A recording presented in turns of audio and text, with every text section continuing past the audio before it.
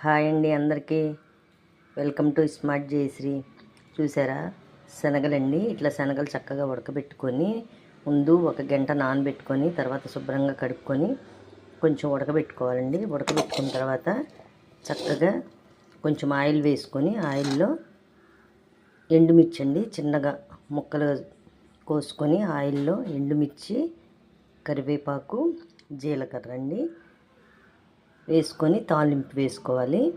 మనం ఈ శనగలు ఉడకబెట్టేటప్పుడే కొంచెం సాల్ట్ వేసుకొని ఉడకబెట్టుకుంటే ఇంకా సాల్ట్ వేసే అవసరం ఉండదండి. ఈ మనకి కారంకి బదులు ఎండుమిర్చి చిన్నగా తుంపులు చేసేస్తాం కదండి, కారం కూడా సరిపోద్ది. కొంచెం కారం ఎక్కువ కావాలంటే 2 ఎండుమిర్చి ఎక్కువ వేసుకోండి, కారం తక్కువ కావాలంటే ఎండుమిర్చి తక్కువ వేసుకోవాలి.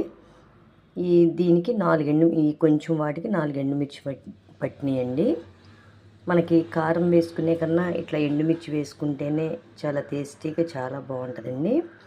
అట్లా తాలింపు వేసుకున్న తర్వాత ఈ కాబోలి శనగల్ని దాంట్లో వేసేసి ఉడకబెట్టిన వాటిని తాలింపులో వేసి ఒక 2 మినిట్స్ దాంట్లో ఆయిల్లో వేసేసి ఇంకా కట్టేసుకుంటామండి.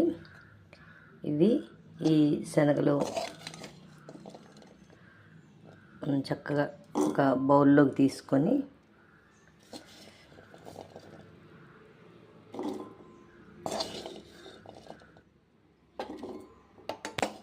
మనం తినేటప్పుడు ఈ శనగలన్నీ చక్కగా ఇట్లా బౌల్లోకి తీసుకొని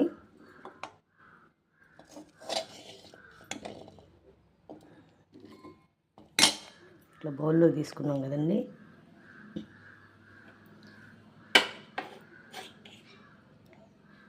నేను ఇట్లా ఆనియన్స్ కూడా ముందే కట్ చేసి పెట్టుకున్నానండి.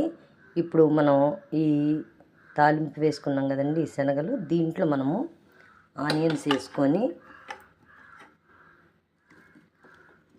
ఇట్లా కొత్తిమీర ఉంటే కనుక కొత్తిమీర కూడా వేసుకోవచ్చండి. ఇట్లా మనకి కొంచెం ఆనియన్స్ వేసుకొని తింటే చాలా చాలా టేస్టీగా ఉంటుందండి, చాలా బాగుంటుంది. ఇవి హెల్త్కి చాలా మంచిది కూడా అండి.